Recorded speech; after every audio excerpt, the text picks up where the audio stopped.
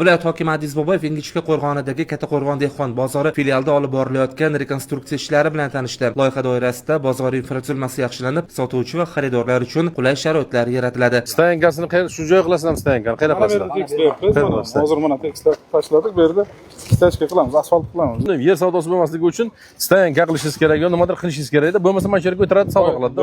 Yo'q, bundan ham nimadir egalik qilish kerak, yo bir daraxt ekib, bir ko'klam qilib qo'yish kerak. Bu yerda savdo qilmasin. Hamma ayvon tagiga tozagina o'tirib savdo qilsin. Go'sht do'konga akkuratni qilib qo'yinglar, go'sht haqiqatan toza bo'lishi kerak. Odamlar kelgandan keyin albatta hojatxona bo'lsin, suv bo'lsin. Kelishdikmi? Suv bo'lishi kerak, ishlash kerak, tartib, intizom bo'lishi kerak-da, bunday bir chiroyli bo'lishi kerak bozor bo'lgandan keyin. Viloyat rahbari aholi bilan muloqotda bo'lib, ularning murojaatlari, taklif va muammolarini tingladi. Uchrashuvda ko'tarilgan masalalarni hal etish yuzasidan mutasaddilarga tegishli topshiriqlar berildi. Molxona qilishga joy kerak. Joy? Yaxshi. Molimiz bor, 5 ta ozman soyga turibdi. Mana domlarqasiga beylayapti. Bizga qayerdandir joy bersa, molxona, xashak solishga joy qilishimiz kerak. Endi dom sharoitida ham buni qildik biz hozircha. Biz hozir aytayotgan joyimiz mana bu soyda narigi tarafda Kattaqo'rg'on chegarasidan joy so'rayapmiz. Shunchaki deyapti, yengil tutda qilasizlar deyapti. Nima fundament qilib g'ishtirmaysizlar deyapti. Unga bizga qishga bo'lmaydi, yoz bilan bo'lmaydi. Bo'ldi, men o'zim alohida kelib joy topib qildim. Bitta ko'ring, nima qilsa bo'ladi? Qonuniy. Lekin qonuniy yechim kerak. Keyin 1 yildan keyin sizdan keyin kelib bitta odam bu eshigini taqalatmaslik kerak-da. Mumkin emas deb ishtirok qilmaslik kerak. Biz yosh oilamiz.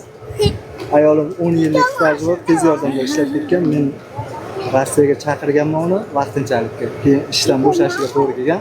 Unda hozir qaytib kirgizaman desam, ko'p joyga murojaat qildik. Imkoni bo'lmadi.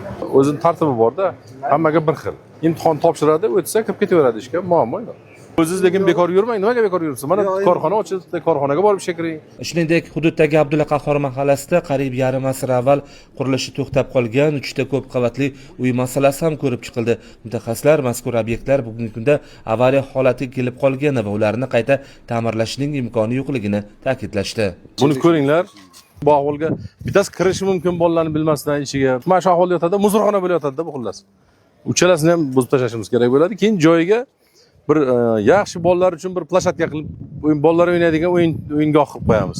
Bu yerga ham kelajakda baribir uy kerak-da. Men qarshiligim yo'q. Qarshiligim yo'q bo'ladi. Agar talab bo'ladigan bo'lsa, ertaga avval korxona ishga tushdi, ikkinchi korxona ishga tushyapti. Ertaga endi talab ko'payishi mumkin. Xalq agar so'raydigan bo'lsa, xalq nima deydigan bo'lsa, o'shani qilish kerak, tamom. Xalqdan so'rash kerak. Arzonroq bo'lsa, biz kreditga olamiz. Bo'ldi, xalqqa kerak narsani qilib beraylik bo'ldi.